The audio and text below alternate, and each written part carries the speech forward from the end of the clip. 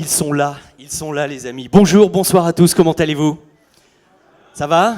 Il paraît qu'il y a eu des problèmes sur la ligne 1, on vous a retardé, enfin l'essentiel c'est que vous soyez là. Mesdames et messieurs, chers amis, soyez les bienvenus dans cet auditorium de Debussy Ravel à la SACEM où nous aimons régulièrement avec l'UCMF nous retrouver pour toujours de bons moments de partage autour du cinéma et de la musique composée pour l'image. Mais ce soir tout de même, c'est un exercice un petit peu particulier. Une masterclass qui est en quelque sorte, on peut le dire, une sorte de double masterclass à plusieurs voix et avec deux invités d'honneur, comme vous le savez. Enfin, quoique tout le monde ne le sait pas forcément, il y a des gens qui sont là et qui découvriront la surprise. Mais le fait d'être réunis pour cette soirée assez particulière me fait repenser à quelque chose. Il y a à peu près 3 ans, on était en train de préparer le début des prix, de la remise des prix UCMF. Et puis, on étudiait les différents prix et je me souviens que j'ai passé un petit coup de fil au secrétaire général de l'UCMF de l'époque, le précédent, n'est-ce pas Patrick? Et je lui dis, tu sais, on parle des compositeurs pour les musiques nouvelles, des compositeurs pour l'image, pour la télévision, pour le cinéma. Je me demande si on n'oublie pas dans tout ça les réalisateurs. C'est quand même une personnalité hyper importante dans le processus créatif de la musique de cinéma. Et du coup, ça nous a donné l'idée, il a d'abord accepté la mienne, et ça nous a donné l'idée de créer ce prix du tandem, de la collaboration entre un réalisateur et son compositeur à travers les années, les différentes collaborations. Alors, on avait commencé avec Bruno Coulet et Jacques Perrin, ça s'était poursuivi avec Philippe Rombi et François Ozon, pas mal tout ça, hein. Mais il faut quand même reconnaître que le tandem que nous récompensons et qui nous fait l'honneur de nous accueillir ce soir est évidemment leur nom, mais surtout leur travail est mondialement connu. Ils nous font le plaisir, le privilège, l'honneur véritable de nous offrir une masterclass qui s'annonce exceptionnelle aujourd'hui. Alors, lui, c'est un des cinéastes les plus atypiques, les plus personnels du cinéma mondial, un cinéaste organique, dans tous les sens du terme, puisque comme vous le savez, il est passionné par la communication, par les nouvelles technologies, par la chair, par le sang, par les cerveaux. C'est un cinéaste qui installe ses personnages comme ça, souvent dans un endroit clos, un peu comme sous une bulle de verre, et puis ensuite il va les étudier pendant tout son film en utilisant sa caméra un peu comme un microscope, comme le ferait autant un scientifique qu'un réalisateur. Vous avez évidemment vu beaucoup de ses films et c'est avec un grand plaisir que je suis heureux d'accueillir ce soir monsieur David Cronenberg.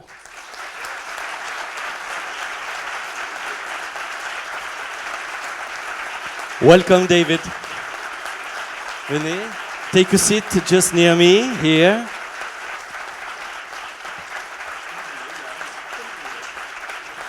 Near me, you're too far from me.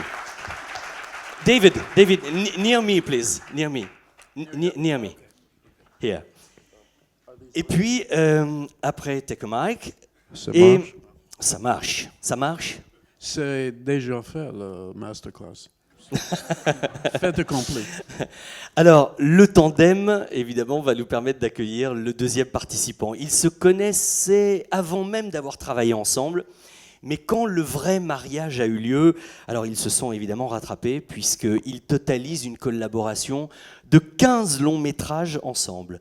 Ce compositeur a vraiment démarré sa carrière avec David Cronenberg. Il a aussi travaillé avec d'autres, évidemment, puisqu'il y a à peu près 90 références dans sa filmographie. Et il faut reconnaître qu'il passe des blockbusters de Martin Scorsese ou de Peter Jackson à l'univers si personnel de David Cronenberg avec une aisance, une apparente facilité et surtout une inspiration extrêmement riche et sans cesse renouvelée. J'accueille maintenant monsieur Howard Shore.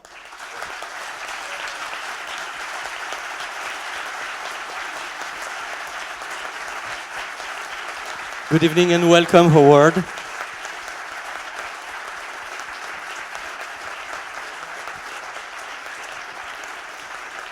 Écoutez, mesdames et messieurs, il y avait Ennio et Sergio, il y a Bernard et Alfred, Nino et Federico, John et Steven, mais vous avez devant vous un des tandems cinéastes-compositeurs les plus prestigieux au monde. Une ovation pour David Cronenberg et Howard Shore, s'il vous plaît. C'est une occasion qui ne se reproduira pas tous les jours.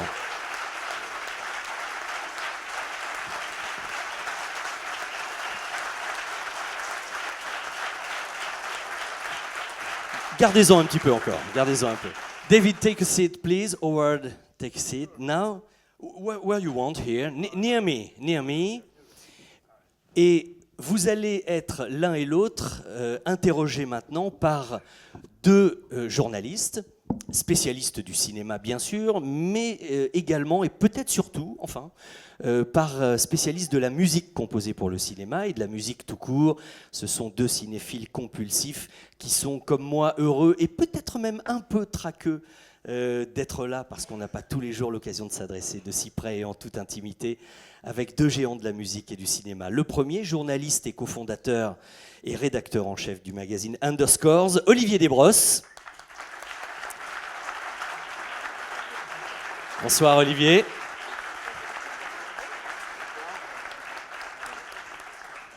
Et puis un autre journaliste que vous connaissez probablement, ancien rédacteur en chef des Cahiers du cinéma, il a fait beaucoup de choses, je vais être court, producteur, animateur d'émissions sur France Musique, où il parle beaucoup de musique de film, réalisateur à 16 heures, trop rarement, mais réalisateur, je veux parler de Thierry Jousse.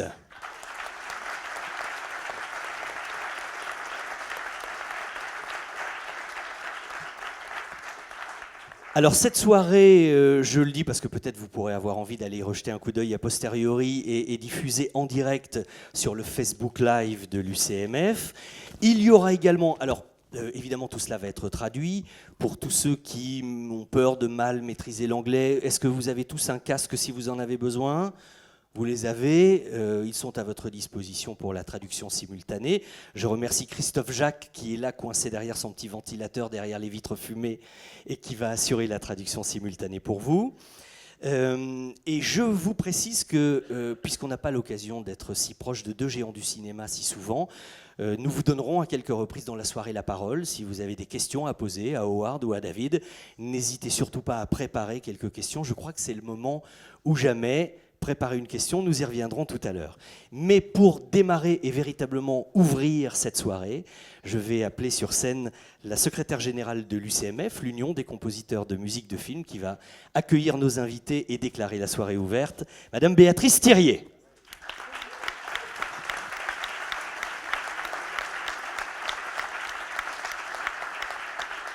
Et Béatrice, je vous donne même mon micro. Chères toutes et toutes, bonsoir.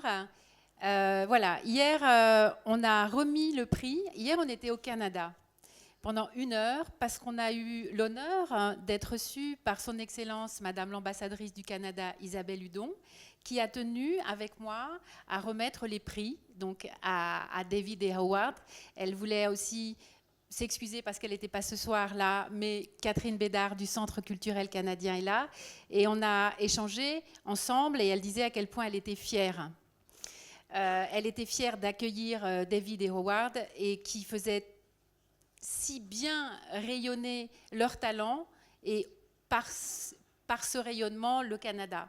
Voilà. Alors moi, je leur avais écrit une petite lettre parce que j'étais très émue à l'idée de les rencontrer. Je voudrais saluer aussi notre président Jean-Marie Moreau au passage avant de la lire et remercier la SACEM de nous accueillir. Cher Howard, cher David, vous êtes parvenus à établir une collaboration rare et extraordinaire comme on en trouve quelquefois au cinéma. Vous avez commencé votre carrière ensemble et vous avez expérimenté au fil de vos collaborations. Vous avez sans cesse renouvelé votre langage d'images et de sons. Les textures musicales qui sont nées de votre collaboration vont de l'électronique à l'orchestre symphonique. Elles mélangent des guitares électriques et des harpes comme dans Crash, ou elles peuvent intégrer des présences de leitmotiv ou des citations de Wagner dans A Dangerous Method. Les improvisations, les mixages d'idées musicales, l'orchestre, tout vous a intéressé. Pour moi, comme compositrice, je pense que le cinéma est né de l'opéra. C'est ce que vous avez affirmé avec force et talent dans The Fly. Le film s'est d'ailleurs transformé en un opéra créé ici, à Paris, au Théâtre du Châtelet. Howard Shore, vous avez dit de votre rencontre avec David, nous n'avions aucune idée préconçue.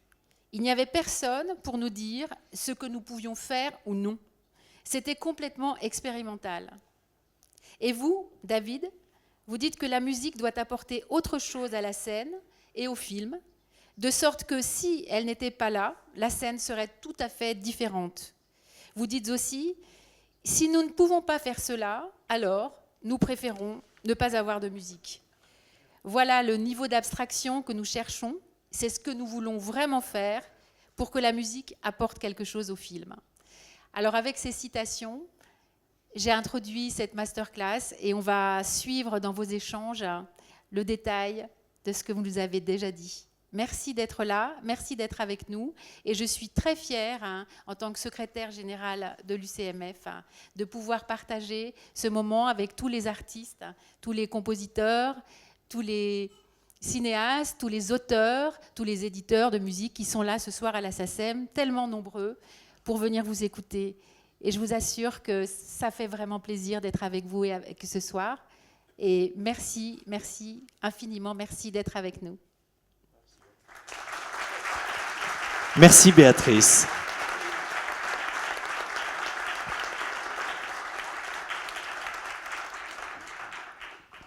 Bien, alors démarrons cette belle discussion. Et first, David, I just want to know how the music was important when you were a child. I heard your mother was pianist, that's correct? Or not? And what about the music when you were a child?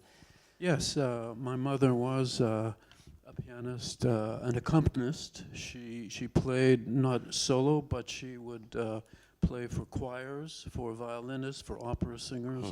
And they would come to my house and rehearse. And so I was always, even when I was falling asleep, it was always to music of some kind. My uncle, her brother, was a violinist, and he was the first violinist of the Toronto Symphony Orchestra. So there was always music in the house. And my father was an audiophile in a very early era, before stereo, before stereophonic sound. Yeah. And we had a huge Altec speaker, like the kind you would find in the cinema, but we had that in our house. So he played all kinds of music on records. I never knew who was performing as a child. I just heard the music.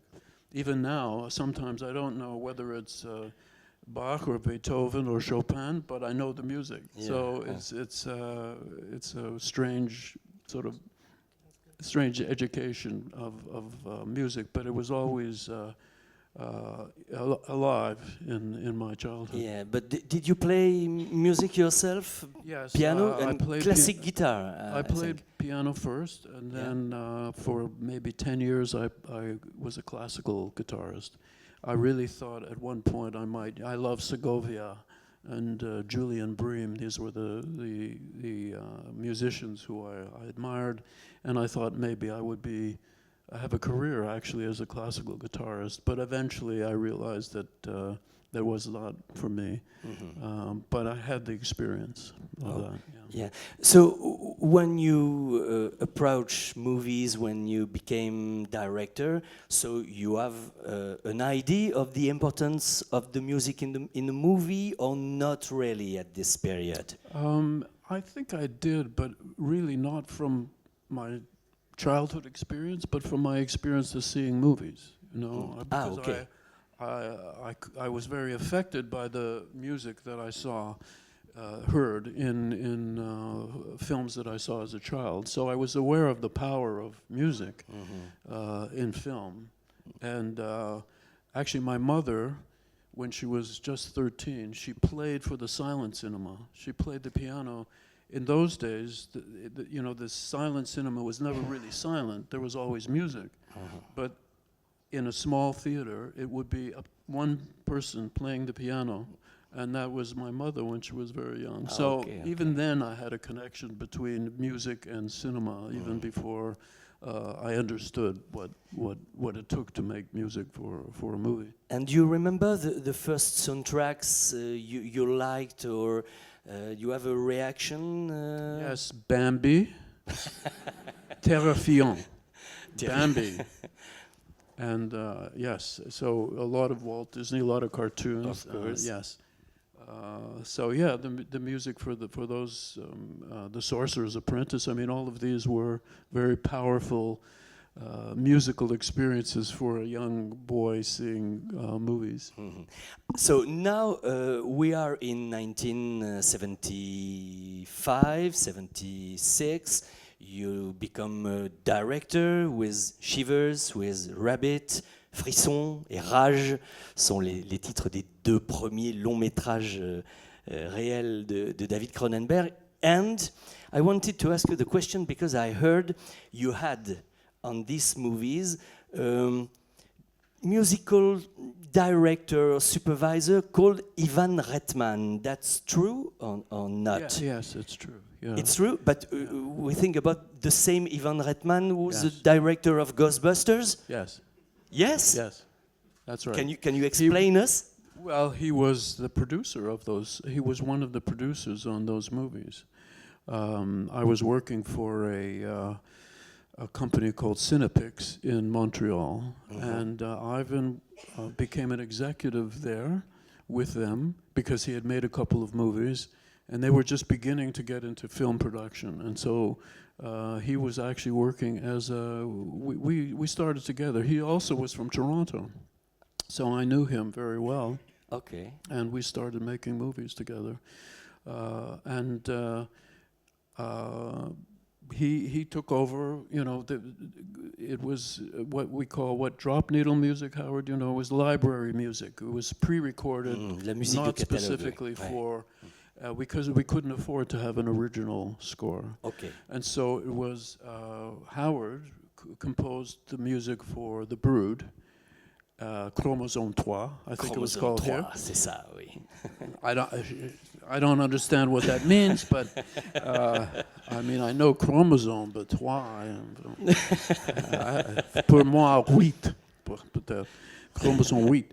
But so that was the first time that I had a composer working with me to compose music specifically only for my film. Okay.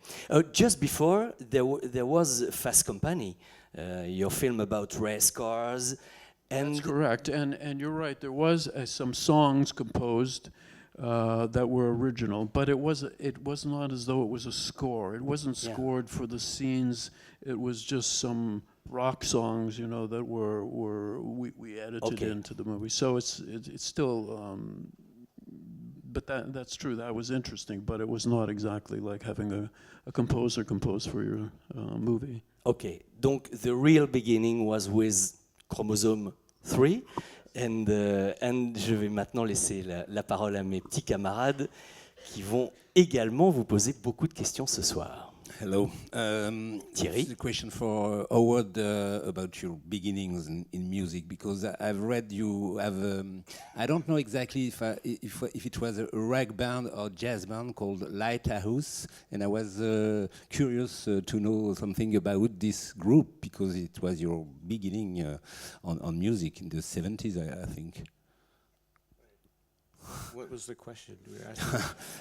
I was curious to know about something about this group, Lighthouse, your Lighthouse first group. Lighthouse. What kind of music did you play with this group? Lighthouse was a Canadian rock group. It was, and I was with the group from 1969 to 1972, and did 1,000 one-nighters, 250 a year. Traveled all over the world and opened for Hendrix at the Isle of Wight and toured with the Grateful Dead and Janis Joplin. So by the time I was in my 20s, I had already been all over the Far East, North America. I traveled a lot through Europe. It was a good experience. But you had an academic education, because you study in Boston in the Berklee College. Right, I studied composition in Boston with John Bavicki. He's a great choral composer, and I was really, with Lighthouse, I was studying in Boston at Berklee School of Music, but I started writing when I was about 9, and I learned the clarinet, and I also learned counterpoint and harmony. I was doing exercises quite young, And really, with Lighthouse and with all the things that I did up until the into the Brood, was just to be able to work in the recording studio, work with orchestras. I wanted to play with, write for strings, as all young composers want to do, is get into the orchestra. So this was my way into it, was through this rock band. And actually, we did concerts because it was a time of rock and symphonic rock, they called it, like Procol Harum and what am I thinking of? I'll think of it in a minute. But there was other English groups that did, music with symphony orchestra and rock. So we were doing that as well. We were touring with, in Canada, we toured and played with the Winnipeg Ballet and the Winnipeg Symphony and Toronto Symphony, Montreal Symphony.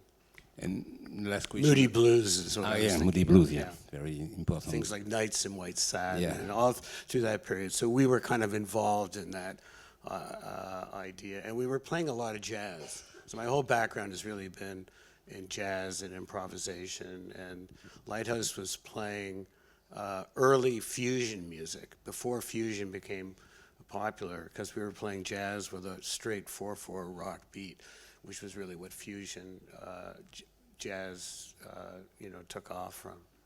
A last question about your life before film music, because you were also the I don't know exactly your title, but you work on Saturday Night Live, a very important TV show. And Right. is this all these experiences prepare you to compose film music, or was it Yes. completely? The television, I did actually lots of television, and while I was in the rock band, I was also doing television shows in Canada with the rock band as the studio orchestra. So I was kind of developing that, and Saturday Night Live came right out of those shows from CBC. I was working with Lorne Michaels, and we were doing variety shows for radio and television in Canada. And that all went into the 1975 into Saturday Night, which became Saturday Night Live. It kind of evolved into that show. And when I was younger, I did theater. I did some directing, some acting, some writing. So, I mean, a lot of my friends were involved in those activities. And I just took off into music and kind of left things behind. So you were very interesting by writing music for pictures, but how beginning? Oh, how? You're a young composer, and Yeah. okay, Well, I I- like that. But you knew some directors, producers, or No, I knew David's work, and I studied it David's a few years older than me, but I knew his films from underground film festivals, which were quite popular at that time, and I would see David's films in collaboration with other films like Kenneth Anger and a lot of experimental work that was being done. So David made 8mm films and then 16mm, and he made shorts, and he was making movies since he was maybe 14, I think, or how old were you? 16? So, and I knew those films, and I knew David from the neighborhood, but I didn't approach him. I actually approached him to work on one of his movies, and it probably took about 10 years to get up the courage, and the knowledge that I felt comfortable. I'd only done one film before I asked David about The Brood, and he was generous. He took me on, and we started working together, and there were a short called Transfer. Do you remember Transfer from the Drain, Stereo? Right. On est en 1966, 67, 69. Crimes of the Future. That's it. right. Okay. Those were the films that I saw and knew, and yeah. And how did you decide to collaborate, to work together really this time for a real score for Howard was very cheap, very inexpensive, and so was I. Yeah. It's So- important. It was guerrilla filmmaking. I mean, it was done very quick. The score to The Brood was recorded in 6 hours, 1 hour overtime, I remember. And that was very difficult. and the whole score, I think, the whole thing was $20,000 at that time, you know. So I mean, it was a really kind of inexpensive project.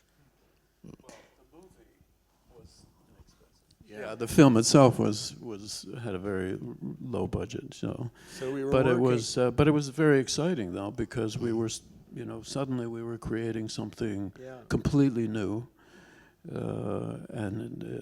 because when you use library music, you sometimes heard the same music that was in your movie in a television commercial. Of course. And that was a big shock. Whereas when we did our own music, of course, it's unique and you own it. Yeah. It This time belongs- you wanted to have your own music for your own movie. Right. It was important, yeah. And it's And the Brood was a live recording. It was scored for 21 strings. So that's really what I was interested in, was working with orchestras with strings, and then working in the studio with the technology, which later developed into films like scanners and Videodrome, all using electronics and things like Crash. You know, we were able to do more experimental things. it was a very new experience and very exciting experience for you, this first movie together.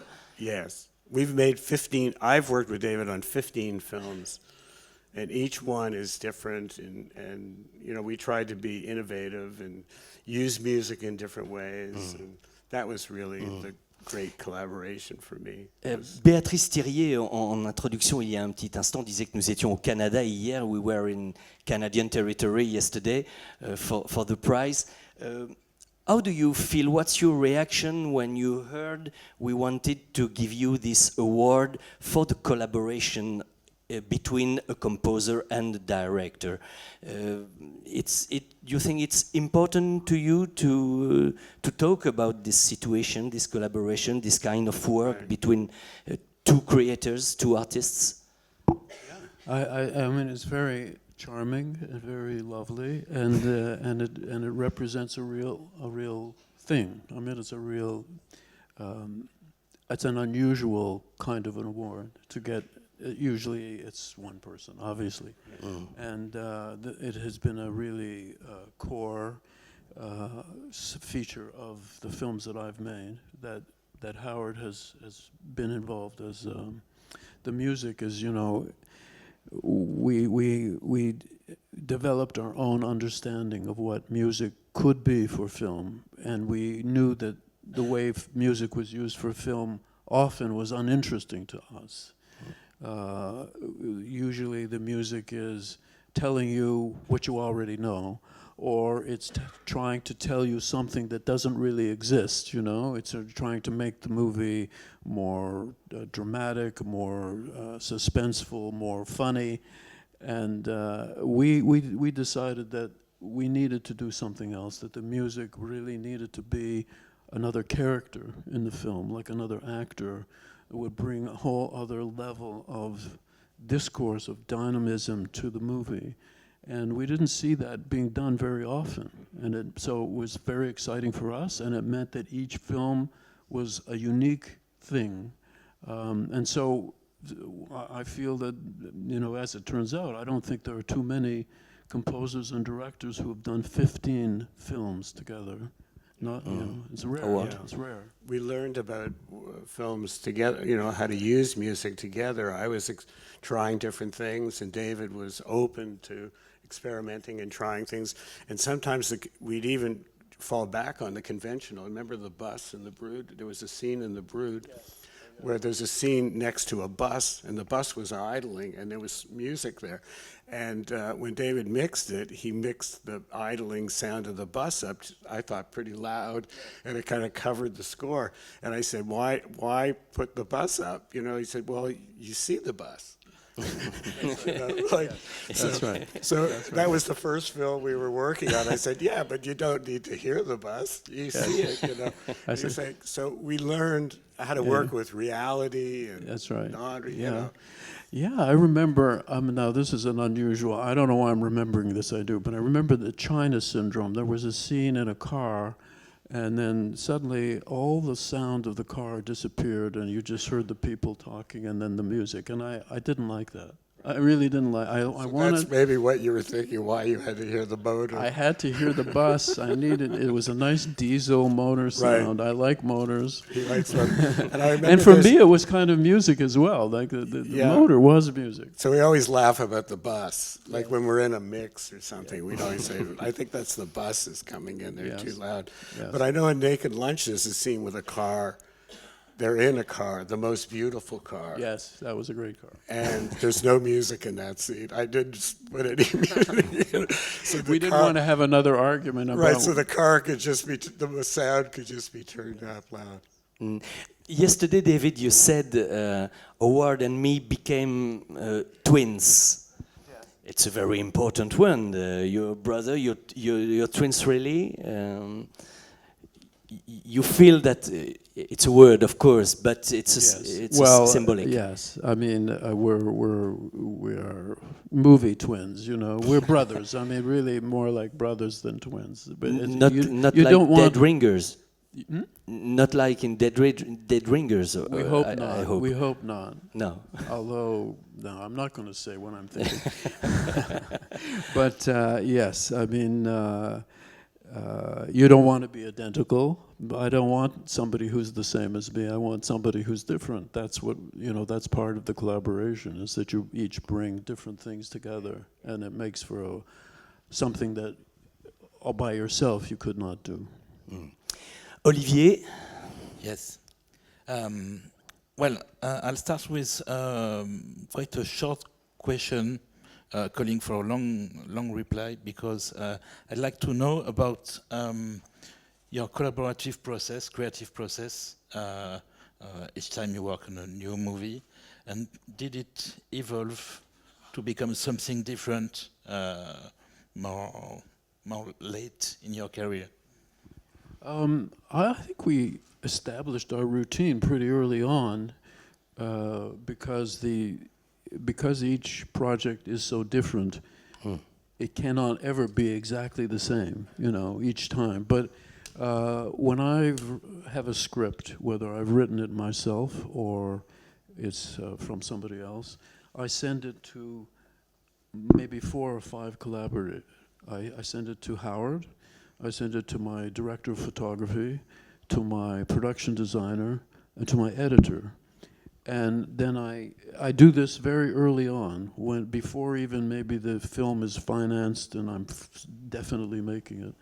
And I want to feel what all of these collaborators have to say about, and I want them to start thinking about how they will work on the film, even before we've got a production. And we've done that very consistently. So Howard is one of the first people always that I send the screenplay to. But as I say, each film has a different dynamic, I mean, for example, Naked Lunch, because of Ornette Coleman, was a completely different way of composing and recording.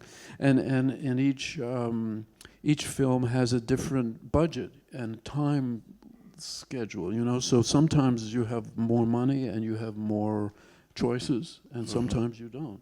Some of my films are not very expensive at all, and there's not a lot of time. And Howard has been able to accomplish amazing things, sometimes with very little time and money, and then other times we have, like on M. Butterfly, we had more money, we had more time, we could, even the choice of instruments or orchestration is determined partly by the practical things. And the trick there, always in film and cinema, is to make something wonderful no matter what the circumstances are. And you have to be very flexible and very innovative, and you have to have wonderful collaborators to work with, because I never had Howard say, "There's not enough time, I can't do this," or "There's not enough money, I can't do this." If I'm doing it, then he can do it, and I depend on that. David, we can take Crash, for example. C'est un film, Crash, que vous êtes évidemment nombreux à avoir vu, qui a très très bien marché en France, qui a eu un prix au Festival de Cannes, le prix spécial du jury, un film qui avait fait beaucoup parler. It's a special movie, very special movie. Howard, when did you heard for the script for the first time, the theme of the film, the ambience of the film, the comedian, the novel of ballad? Did you read before? No, actually, Crash, the score, that score evolved from the composition of M. Butterfly. And M. Butterfly, I used 2 harps. Previous to that, I'd used 1 harp in the Dead Ringers and The Fly. And I positioned the harps left and right of center of the podium. And so I was compositionally interested in the counterpoint of the 2 harps. And for Crash, what I did was write up a counterpoint for 3 harps and put them left, center, right. And that's how that sound evolved. And I recorded the 3 harps, and then I recorded 6 electric guitars, playing 2 on the left, 2 in the center, 2 on the right, and then the 3 woodwinds and all metal percussion. It was a 14-piece group, so it was sort of an experimental piece written for this surround configuration. That's how it really evolved. So when I write, it's very linear. I'm like for Crash, it grew out of the writing from M. Butterfly, and Crash probably went into other scores. So a lot of it is compositional ideas that I'm developing and then trying them in the film. Yeah, of course. But David, on this film for Crash, did you know what kind of music you wanted exactly? You discussed together, or No. I just knew that it right was, for me. Yeah. Well, I don't know if we had the discussion. I think we talked about metal, metallic sounds. Metallic We sounds. always discuss the film. We spot the film like, which is normal in films. There's always a meeting between us. It usually goes on for maybe a day. Yeah. And we go through the film in a lot of detail, and we talk about the use of the music in the film, what scenes require, and so we do that in a lot of detail, and then I go away and write it. Yeah. We don't really talk about the movie until it's finished, until it's been edited, at least in a rough way, so that we can actually talk about specific things. Because the idea of abstract concept, for us, it's very sensual, very emotional. It really has to do very specifically with what is really there. Right. We don't get into big abstract discussions, but I think for me, the sound that Howard produced was very metallic, and it was very much like the cars, like automobiles, like the structure. The accidents. The electric guitars, yeah, the 6 electric especially guitars, the guitar. and the metal percussion. Yeah.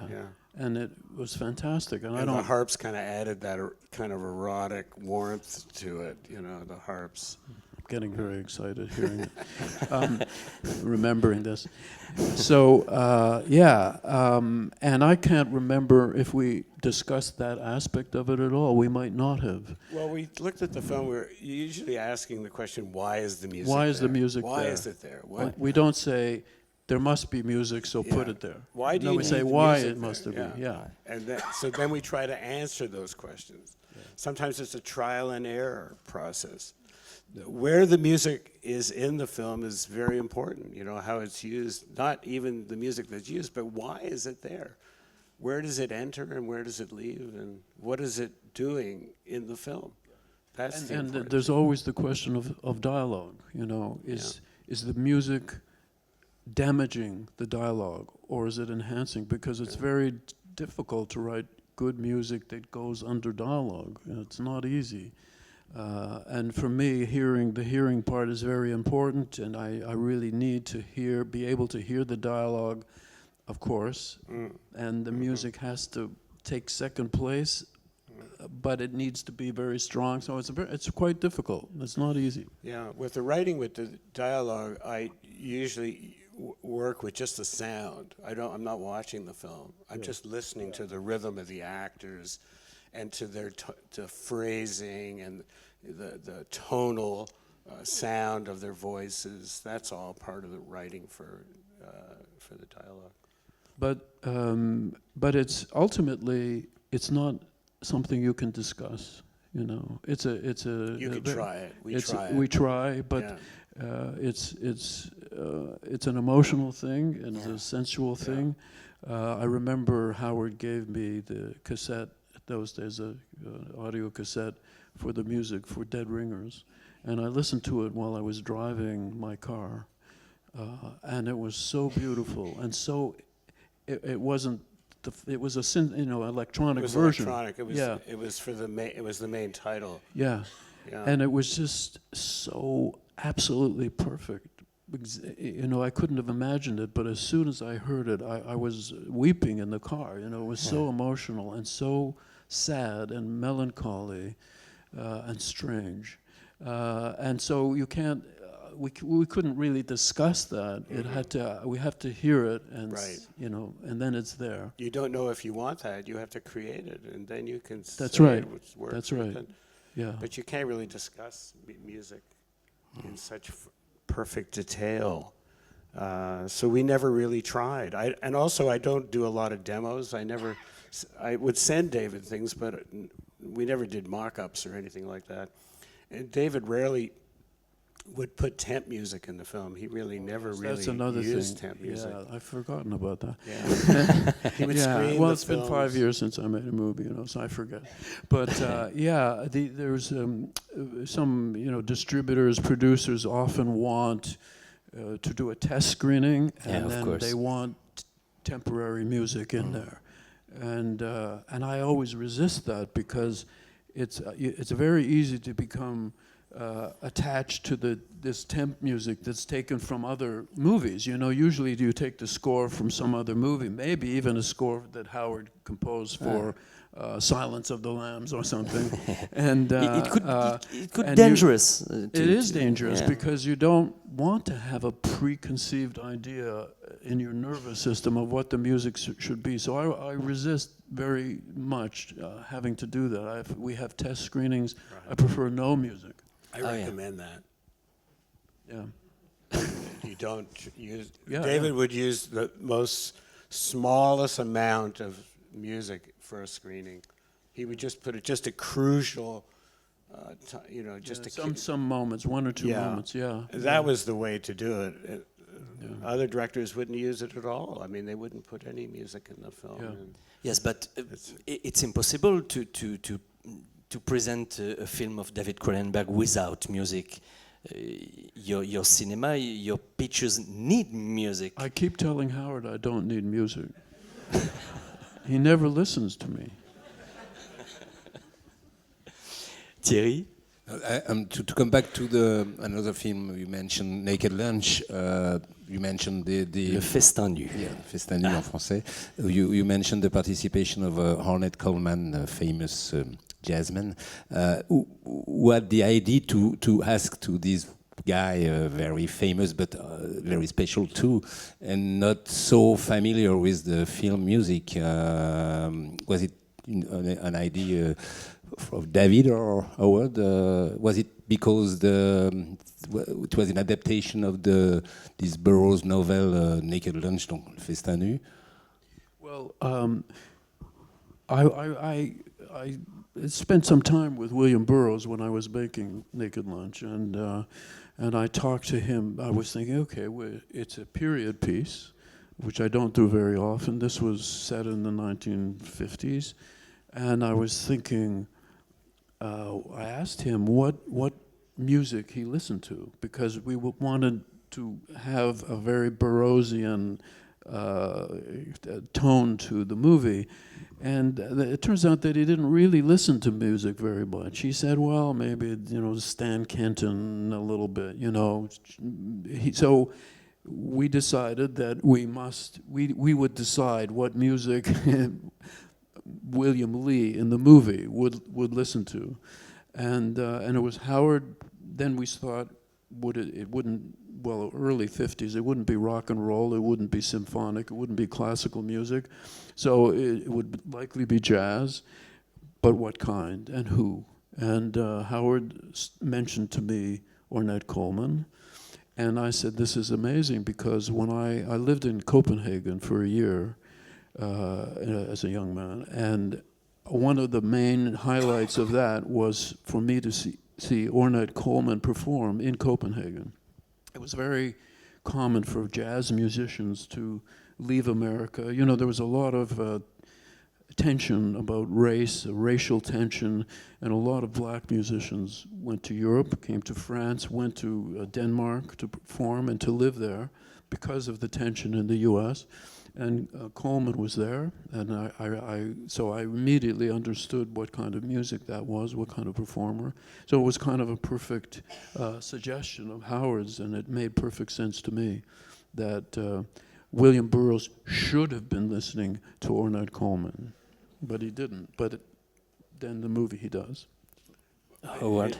In fact, I scoured the book Naked Lunch, looking for music references.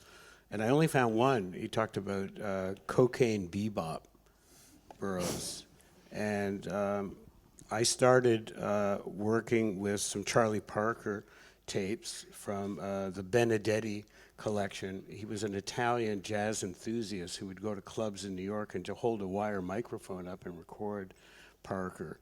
And they're all snippets. They're all like 40-second pieces, and I started looping those and writing slow pieces to it. And I thought of Ornette to play the Parker.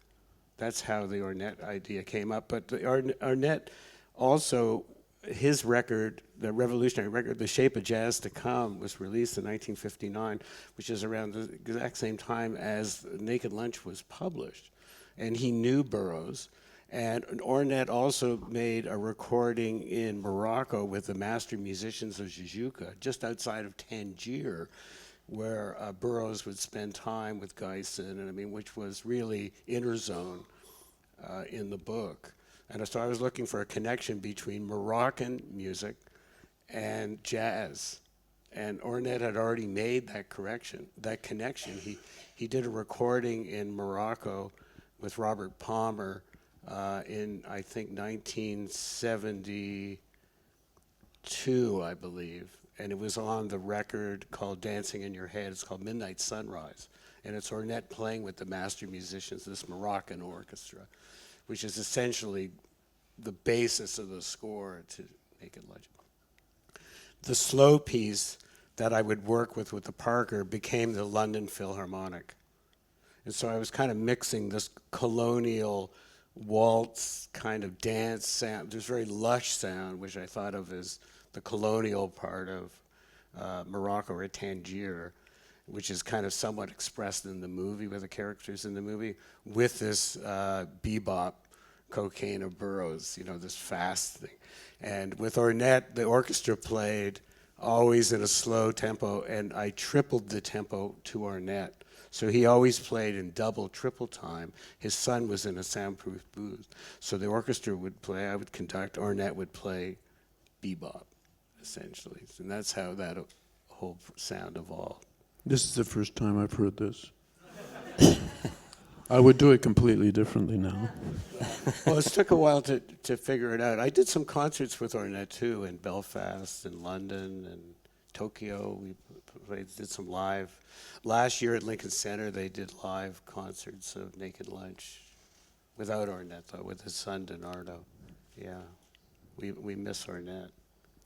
Yeah, it's a great loss. But he was improvising in the studio, wasn't he? He completely improvised. Completely. Yeah, he would completely. Yeah, he would he was so interesting because the jazz musicians, they play with other musicians.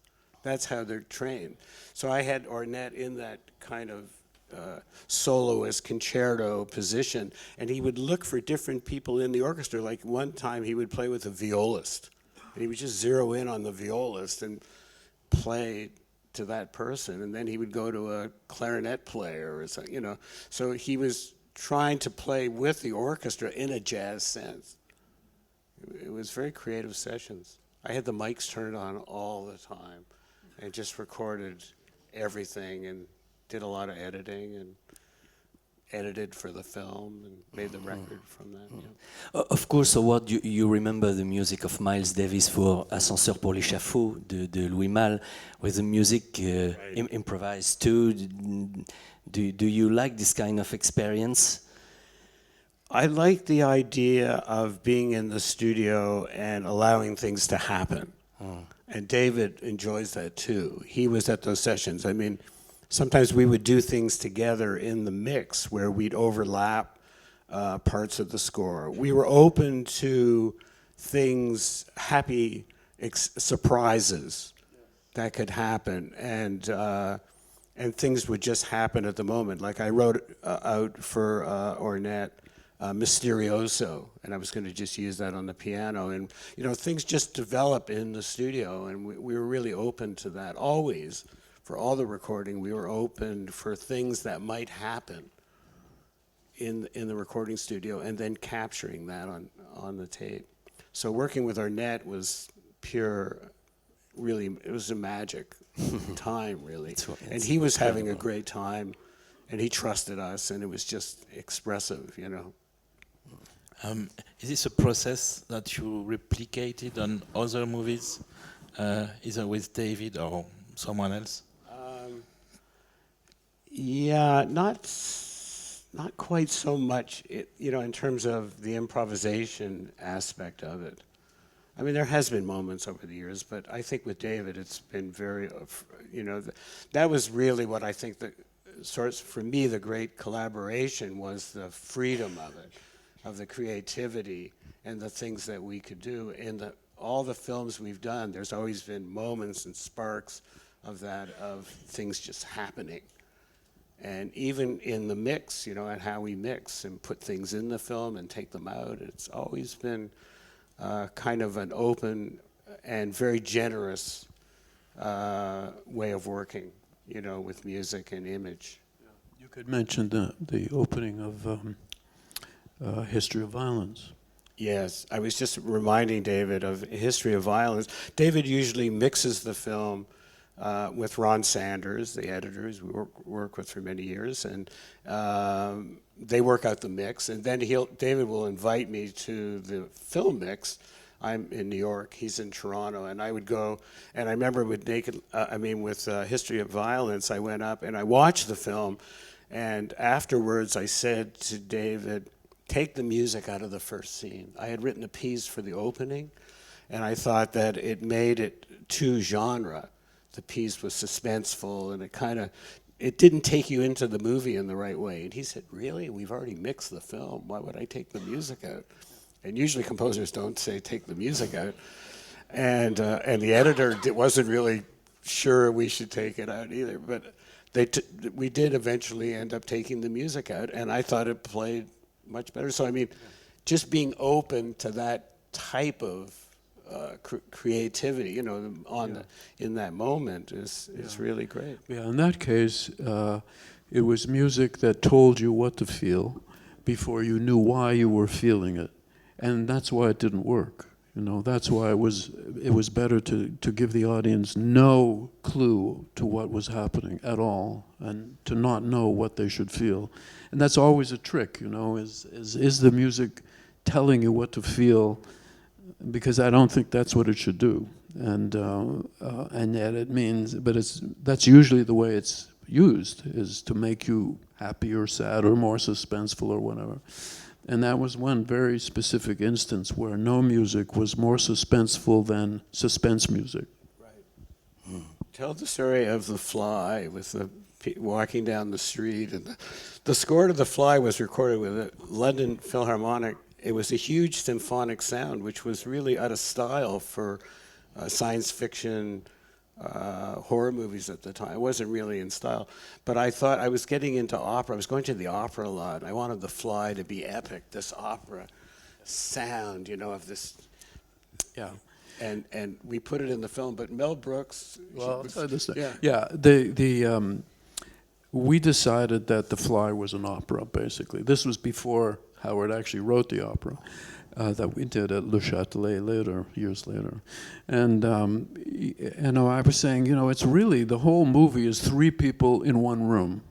Really, that's what it is. and it has to, and somehow it is operatic. And so there was a scene where Jeff Goldblum is walking down the street, and the music is huge, huge, symphonic, very massive and very significant. And Mel Brooks said, why do you have that kind of music? He's just a guy walking down the street. I said, no, Mel, it's a man who is about to meet his destiny. He said, oh, yes, okay. Just a question, David, about Mel Brooks. Je ne sais pas si vous saviez que ce film, La Mouche, avait été produit par Mel Brooks, qui, en dehors de ses propres films, de temps en temps, produisait d'autres films comme Elephant Man pour David Lynch. And David Lynch told me Mel Brooks tried to impose his own composer, John Morris. He did the score for Elephant Man. And it Is was this for On the Fly, as he was? And yeah, yeah, know that, I but just I could see wanted that to happen. know if Mel Brooks tried to. Oh God, who's the musician? He wanted a song. He wanted a song. A song in The Fly. Yeah, he wanted Brian Ferry. Oh, he wanted a song. I met Brian Ferry. He was very lovely, and he composed the song. It was Niles Rodgers. They're great. I mean, they're fantastic musicians. Great musicians. I remember we listened to it. Yeah. It was called "Help Me," and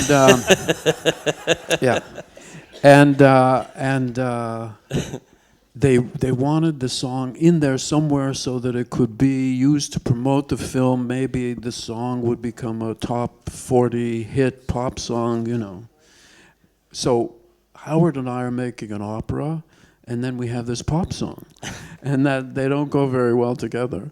And so, and then the producer who was working with Mel, Stuart Cornfeld, was trying to convince me to put where could this pop song go, and wherever you put it, it was terrible. It was actually quite a nice song, but it was very good song. Mm-hmm. Yeah, it was very good. It was it a very just good. Didn't fit anywhere. It didn't. It was the wrong movie. So finally, they insisted on trying to have it over the end credits. So the end of the movie is emotional, and Gina Davis is killing the fly, and she's sobbing. And then there's this pop song. Help me. And it's totally terrible.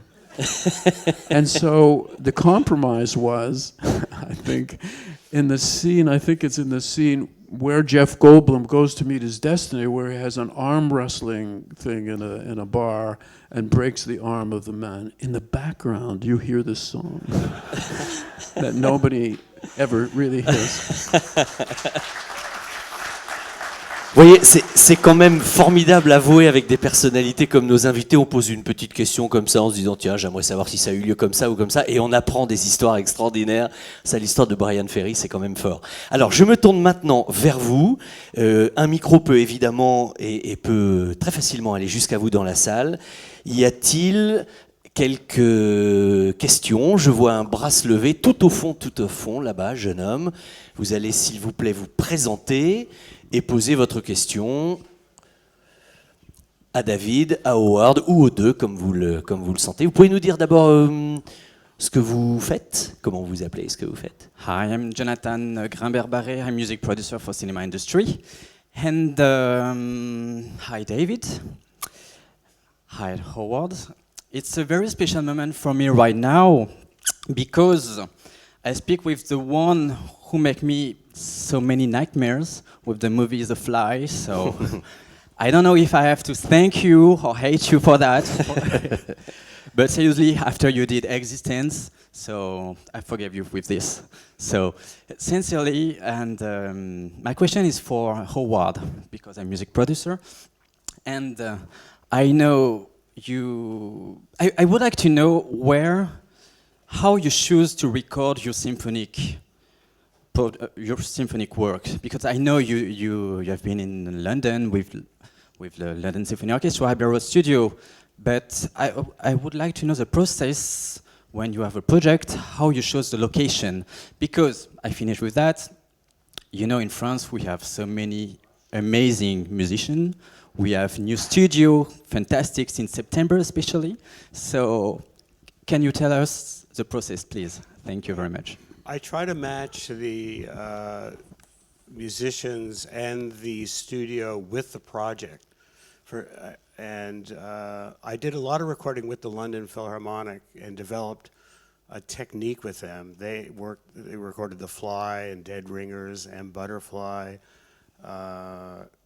They also recorded Eastern Promises.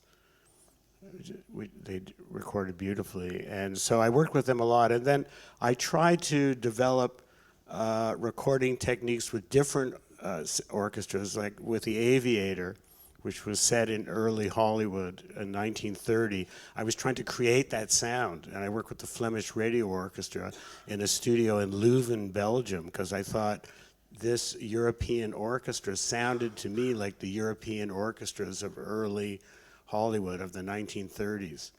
So I tried to find connections with the recording to match the look and the feel of the film. Beyond the question of budget, that means, okay, I see the kind of research you do. Okay, thank you. What was it? I couldn't hear that.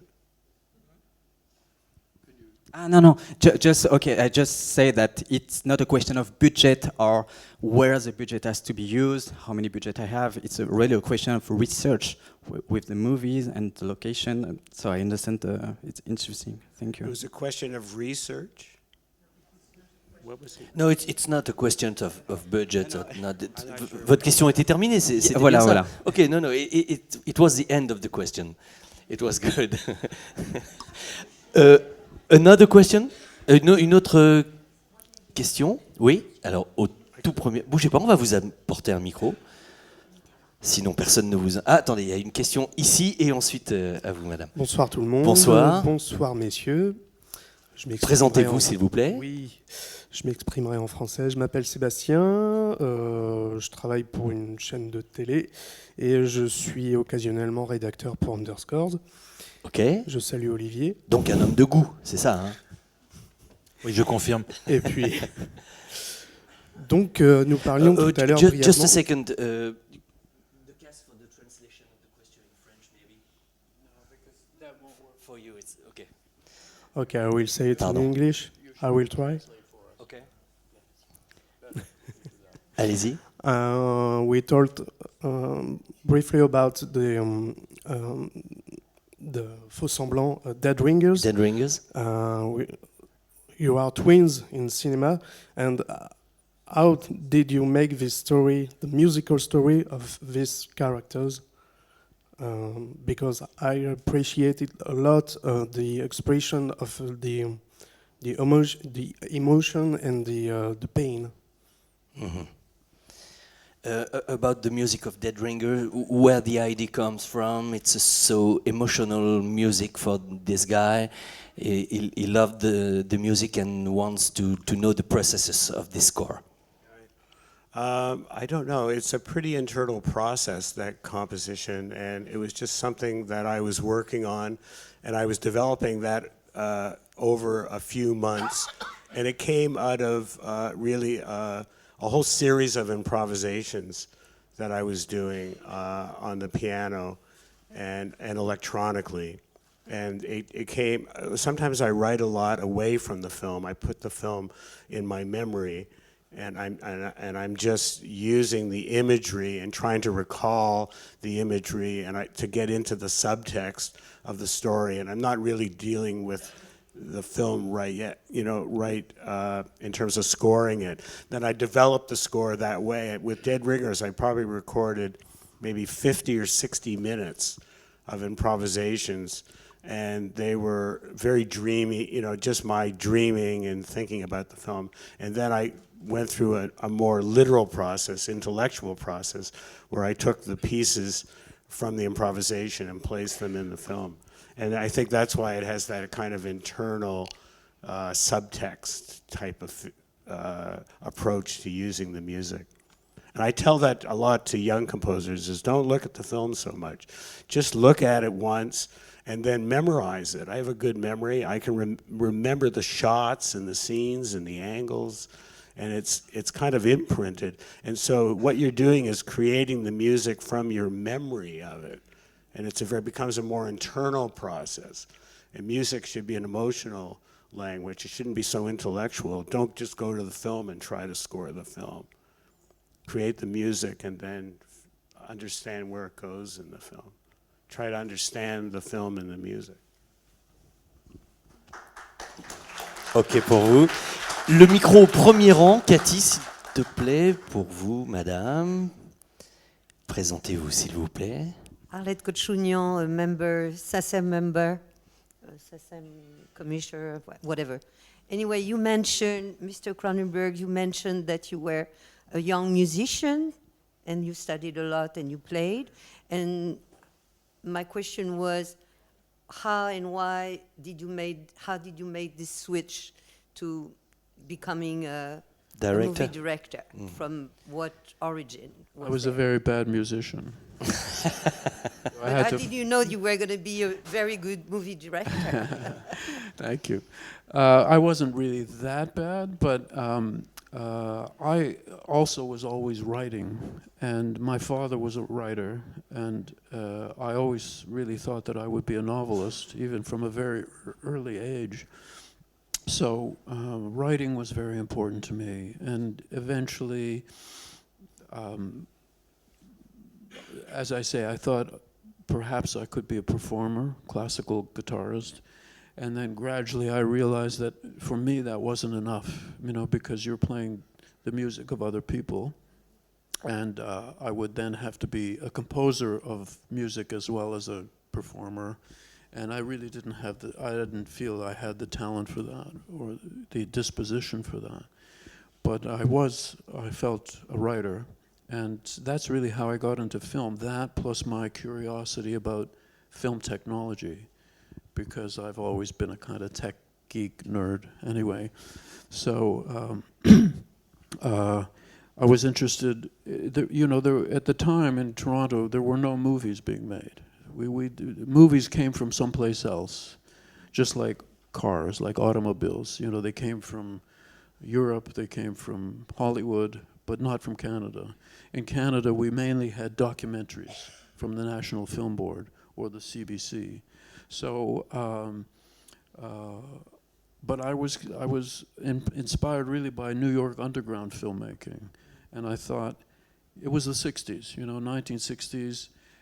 Grab a camera, do your own thing. That was the thing. It was like you don't have to go to film school. You don't have to be educated in film. If you want to do film, you grab a camera and you make a film.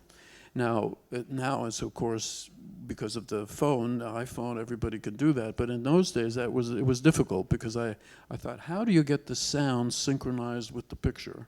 Because they're recorded separately, and I was curious about how that happened. So I literally looked in the encyclopedia, sound recording, American Cinematographer magazine, and gradually I thought, well, I can write, so I'll write a screenplay and see how that feels, and that's really how I started. I missed the music, but I stopped playing the guitar. I mean, I did play electric guitar, of course, like everybody in the 60s, but in the 70s, and so I did perform a couple of times that way.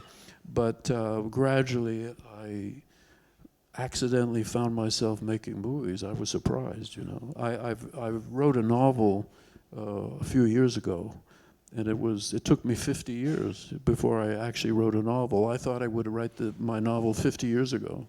You can get it from Amazon. It's called Consumé. But wouldn't you have used your musical interests and love of music in filmmaking, in rhythms and rhythm? Oh yes, and editing, yes, and shooting. I think the use of the camera with my sister was a dancer as well, a ballet dancer, and so with the camera you are using dance, you're using choreography, you're using music you're using the rhythm of the camera, and then editing is all rhythm. And editing is all rhythmic. And there are obviously directors who are good at some things and not good at other things. I think definitely my feel for music definitely helped me in the editing room in particular, definitely. Justement, I just wanted to ask you a question about that, David, because sometimes you play music on the set when you shoot or not, because Never. Movements of camera, jamais? No, never. I was sure of the contrary. I know there are some directors who like to do that. Yeah. I just have never... For Crash, for example, I was sure you have music on the set. Never, no. No, for me, when I'm on the set, it's all very actor-oriented, very theatrical, very much the actors and the dialogue.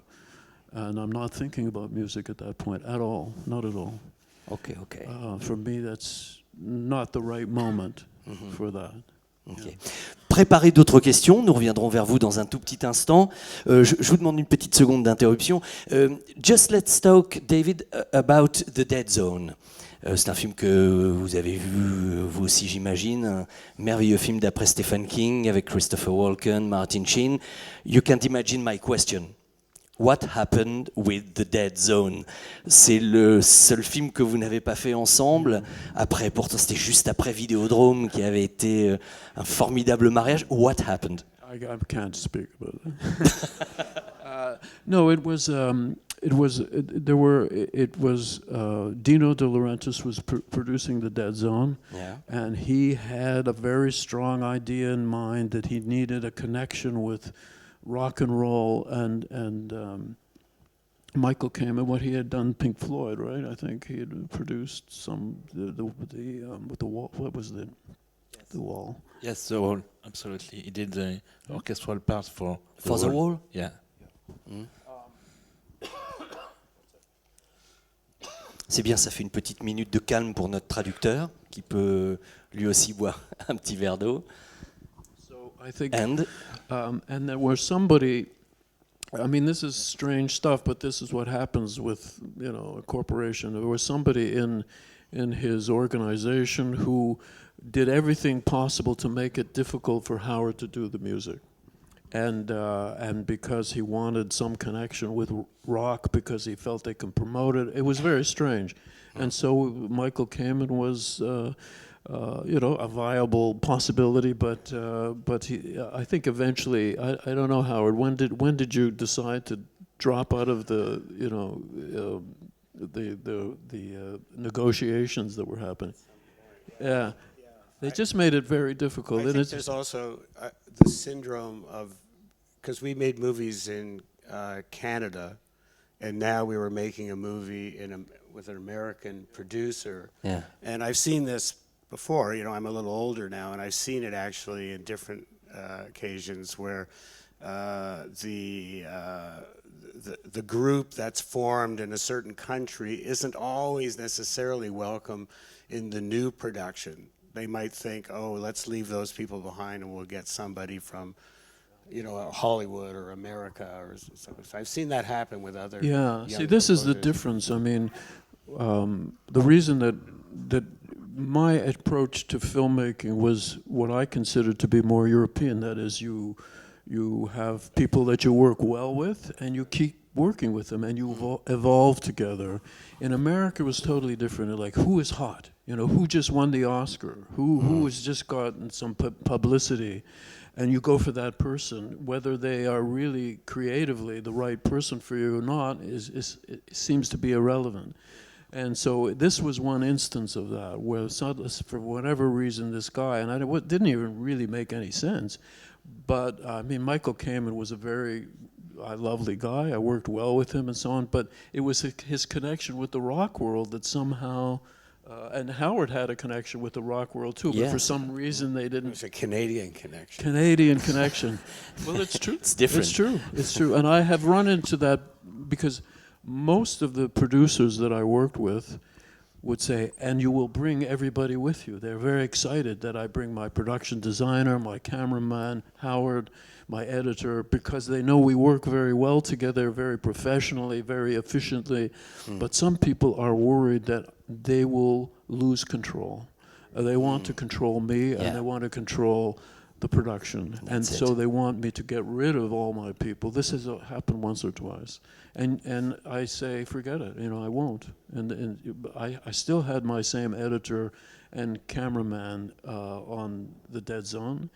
But Howard, for this particular reason, it was very perverse. And I sure would never happen again. Yeah, and it didn't. But Michael came and wrote a very good score, though. So He was, the film wasn't... no, it was a beautiful good. score, Yeah, he did a very and it good was job. very good for the movie, and I was very happy with it. Yeah. If he had been completely wrong, I might have not done the movie at all. But it was just credible enough that I had to accept it. Yeah, that's it. Ouais. Et le film suivant était La Mouche. Il aurait plus manqué que Mel Brooks recommence. Là, ça aurait été terrible. Thierry? Just a little question, maybe it's related with this fact. Is there any occasion you refuse a proposition from Howard, David? I mean, you propose something for one of your films and you say no, it's not... does it happen? Sorry, you're asking me? No, is there any... case you refuse a musical proposition from Howard? I mean, going into negative territory. Oh, negative. Have I ever said no? Why did you have Michael Kamen on the film, and did I write something that you didn't want to use? I see. They're going all dark on it. Right, yeah. No, and although we know that has happened, that someone will write a score and then it's thrown away and you get another composer and all of that. That's never happened with us. There were some, I still remember Existence, where Howard wrote a very interesting suggestion. It wasn't the whole score, it was just a suggestion, because Existence was about a game, more than a video game, but a very powerful game where reality is replaced by the game. And Howard wrote a suggestion for a score that was very much like a video game score. And I didn't have the courage to... This is my confession now. You're hearing it for the first time. Ça reste entre nous, hein. I didn't. You don't text. No WhatsApp. And I didn't have the courage to go with this very inventive, very radical idea. Do you remember that? You probably don't. I can actually sing it to you. What Selective you wrote. memories. I'm not going to, but I could. And so I asked for a more conventional score for that, and then This is coming back a little bit. and then later, I must say, I regretted, because I would have loved to see what that had been, and I think I don't know that it would be better, but it would have been much more extreme, much more radical than what the score was that we ended up with.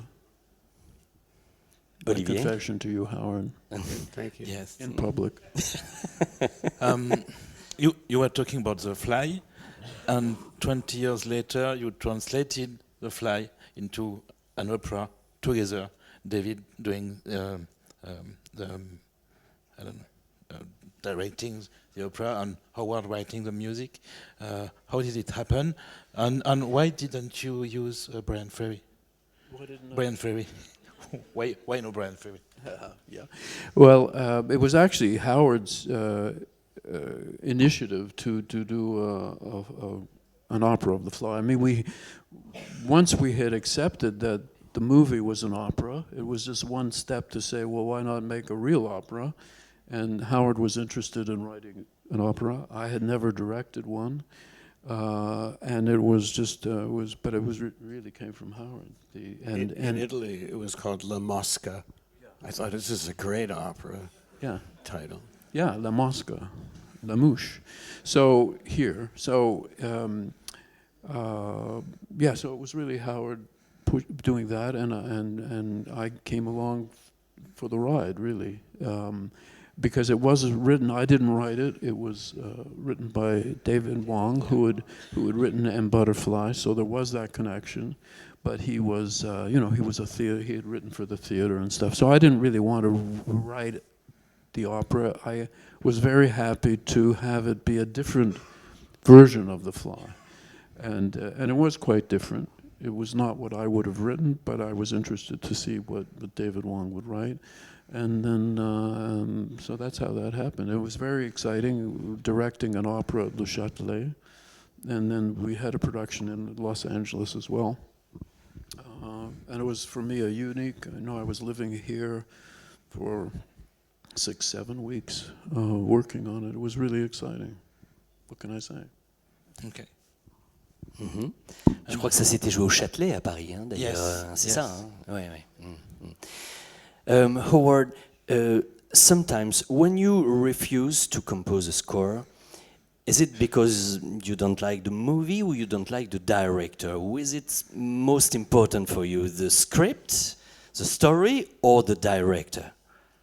Well, it's a combination of things. I actually looked at the scripts that I was sent. I'm going through my archive now. I'm at a certain point now where I'm looking back, and I think I may have worked on about a third of the scripts that I was sent. That I had turned down. Some of them were fantastic movies too, but I didn't know. But it just, at the time, it had to feel right to me. The director had to feel right, and the production, and the amount of time I had. In the 90s, I was doing a lot of films, up to Lord of the Rings.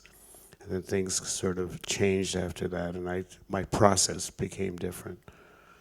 Mm. And sometimes, David, are you interested by the works of Howard for others director? Do you No. No. I don't care. I was sure that. Seriously, sometimes you heard music composed for other. You like some of them. Of course, I see them, and I can usually hear Howard in those. I'm so sensitized to Howard's writing, and he's done so much, such a broad spectrum of writing in my movies, our movies, that I can usually tell. I can sense his presence in other movies. I definitely can. Immediately. It's not like he has a signature that you can always recognize, because that's very shallow. But I can, the tone, I can feel it. Yeah, I can feel it. And I hate it. Of course. Because it's somebody else. But I want to know, Howard, we understood, of course, the great wedding between David and you. It's easy with others to have this kind of complicity, this kind of dialogue, this kind of... it's wonderful, but it's not a story with others director? Well, this collaboration has been a really long and exceptional. Great, yeah, it's very exceptional. Yeah. I mean, we've been making movies now over 40 years, and I did 15 films. And the films, the music that I wrote for David's films is really the genesis of a lot of music that I did, and in terms of the cinema and other films. And you hear my way of developing, like even scores like Fellowship of the Ring, if you go back into the 90s, you can probably see it developing through scores like The Fly, Dead Ringers, even Crash was being mentioned by the Jacksons, about using that. They could feel that what I was doing in David's movies led me into their world. And the same thing with Scorsese. Yeah. So my work with Scorsese all came about through David. David introduced me to Martin Scorsese. Ah, okay. It's your fault. He introduced me. Yes. Yeah, yes. Marty liked David's films, and I remember we had a dinner in New York, downtown, and David invited me, and That's how I met Marty, and the work I did in his films really grew out of things I was doing in David's. The shadow of David is always here. So I think that in those 15 films, I was experimenting with a lot of different techniques, a lot of different recording techniques, a lot of different orchestration, a lot of experiments, working with great artists like Ornette Coleman, Nicola Benedetti, a great soloist who played on Eastern Promises. So those things led me into other worlds, and David opened up those worlds to me musically, like in a generous way. He wasn't confining, he just let me, go. And he did a little editing. He does the same thing with the actors. He does a little editing to your work. He's very generous, and it's very egalitarian. And he just sees what you've done, accepts it, and then maybe does a little tweaking, a little editing to it, but it's never damaging, it's never, he brings out your work, your best work in you by allowing you to create in a generous atmosphere. And then Howard wins Oscars for working with other directors. Not me. But, I'm generous. That's fine. It's fine. Generous. But he has 3 Oscars. He could give me one. Howard. But we've won genies together. Yes, we have a lot of genies. Yes. We have a genie we do have awards in genies. Canada. That's the Canadian Oscar. Was it called a genie? Yeah. A question, Howard, just between you and me. Just a very personal question. With David Cronenberg's movies, you saw flesh, blood, brain exploding, all of these bodies, and James Woods goes into his body. That's the reason why you are vegetarian now? I don't know. It hasn't affected me, but maybe you're right. Maybe that's why I tend towards vegetarianism. Thank you. David? I still eat meat, yes. A lot of it. Je crois aussi. Thierry, Olivier, et je reviendrai dans la salle dans quelques instants. Je crois qu'il y aura une question ici. Réfléchissez à la vôtre parce qu'on va bientôt terminer. Oh là, il est déjà, 8h moins 10. Alors, avant de conclure, mais je reviens vers vous, monsieur, après. So it's almost like part of a conclusion, because I was wondering, what can we expect for a next Cronenberg show collaboration, next movie or something else? That's a top secret. Cannot be disclosed in public. Okay. Yeah, we'll talk later. But there might be something. Thierry? Just a question about the importance of sound in your films, because was it a very important question for you, Howard, and for you, David, the sound, because it's working with music, and I just want to know how you conceived this question of sound. Well, I mean, the sound is incredibly important as well, and I talked about the music and the dialogue, but also like the bus, like the famous bus. The famous bus. For me, the sound gives the movie 3 dimensions. That's how you get 3D in a movie, is with the sound. And actually, strangely enough, The Dead Zone was the first movie I did that had stereo sound. And we mixed it in Los Angeles because we couldn't, at that time there was no studio in Toronto that could do stereo sound. That was that long ago. Most of it was all mono before that. But for me, the physicality, the sensuality, the 3-dimensionality is partly through the lighting, but it's also through the sound. And so the sound effects and the sound of feet and the sound of you see someone walking and you have to feel the feet, the sound of the shoes on the pavement or on the sand is really important. It gives weight, it gives three-dimensionality to the movie, to the character, and then the music has to work with that. So there's always something. There's always there's a collaboration within the movie between the sound effects editors and the music editors. You have to, somehow all has to work together and, you know, be separate. I mean, you have to be able to hear everything. But there's a lot of precision to it. As you say, you want to hear everything. We came out of mono. Like the first film I did with Martin Scorsese was After Hours. It was mono, one track. And that was in '86. And we had already worked on the Brood Scanners Videodrome.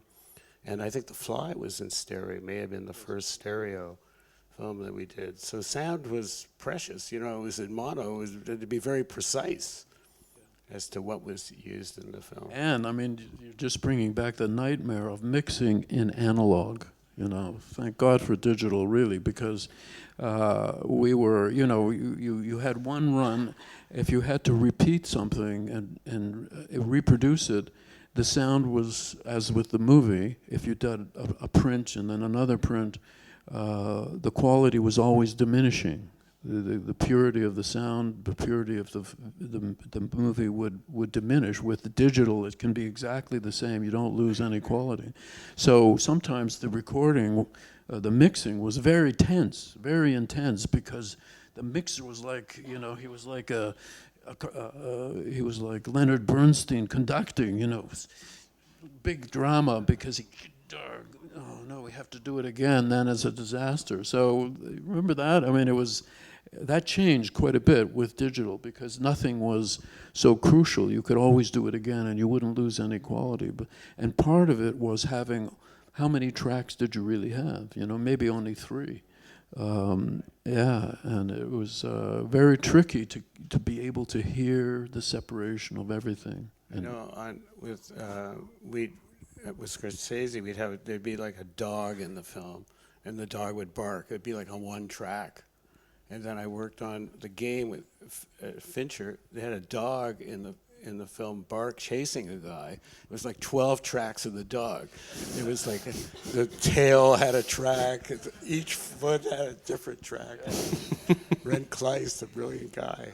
But, you know, there was endless possibilities now of how to use sound. Avant de conclure, 2 ou 3 questions dans la salle. Vous, monsieur, bonsoir. Présentez-vous, s'il vous plaît. Ça doit marcher, allez-y. Ça marche. Bonjour, Philippe Scholler, compositeur de musique, aussi de musique de film. J'ai une question, bon, on a déjà partiellement, je parle en français, ça sera plus rapide. Dans la génération d'un projet visible qu'on appelle un film, la source, est-ce que parfois, Howard Shore, avec son univers, son imagination sonore, est-ce qu'il a souhaité voir avec David un film qui serait l'interprétation, non, qui serait l'interprétation d'une improvisation, d'une partition qui existe. Oh putain, ça va être facile à traduire ça. Non, mais c'est-à-dire que le processus, non, c'est simple. On a un film intérieur qui est la musique, on compose. La musique est un film dans un film. Est-ce qu'il y aurait le souhait de voir un film généré à partir de la musique? Je vous laisse traduire. No. Is it possible to yes? Is it possible to imagine that as composer you have a world, you have a story inside you, you improvise, you make score, and maybe you want to translate in a movie this music of you, in a new movie with a new scenario, a new writing from David. No, he's saying that. Is it Have the music be the origin of the film? I could imagine that. Or new idea about that might be possible, but when I'm writing a film, it doesn't come from that. No, okay. It comes from other places. So it's not. I mean, I can imagine a project like that where the music comes first. It's conceivable. Not first, but at the source of the idea of something together. Yeah. When you're writing, do you listen to music? No. I've tried it. Some writers write to music. I did try that once. Actually, I was listening to the Ring Cycle when I was writing Existence, I think. To Wagner. Yeah, to Wagner. Yeah. But it wasn't a direct connection, really. It wasn't a direct connection. Okay. So I've never had that experience, but I could imagine it's possible. Yeah. Yeah. I think we have to stop soon. Ok. Une dernière question, s'il vous plaît, et ensuite c'est just a last one, David. Last one. Ça dépend. Very quickly, please. Oui. Okay. Hi. My name's Beryl. I'm from New Jersey, but I'm a student of Beatrice in composition de film. I was wondering if this is a question for both of you, I guess. How important is it for the music to be able to stand alone? Because I know there's a lot of films where the music doesn't touch me at all, but there's other films where I actually don't care about the film at all, and it's just the music that I listen to. So I was wondering, because David, you were saying you were listening to some music in the car, and you just were crying, but you also said sometimes the music needs to take a second place, and sometimes it just needs to be in the background, or you don't even know you realize it, but you don't know you realize it. So how important is it for the music to stand alone in that context? Do you want to? Yeah. Well, the music standing alone. I think it goes back to what I was saying about writing compositionally to the idea of the story, using the original source. We've done a lot of adaptions of literary works, like we mentioned Naked Lunch and Crash. A Dangerous Method was based on a Cosmopolis. So I think it's healthy to write music to the original, to the stories, and to create logical pieces that have their own internal good compositional structure, good counterpoint and harmony. And then you can use those pieces in the film.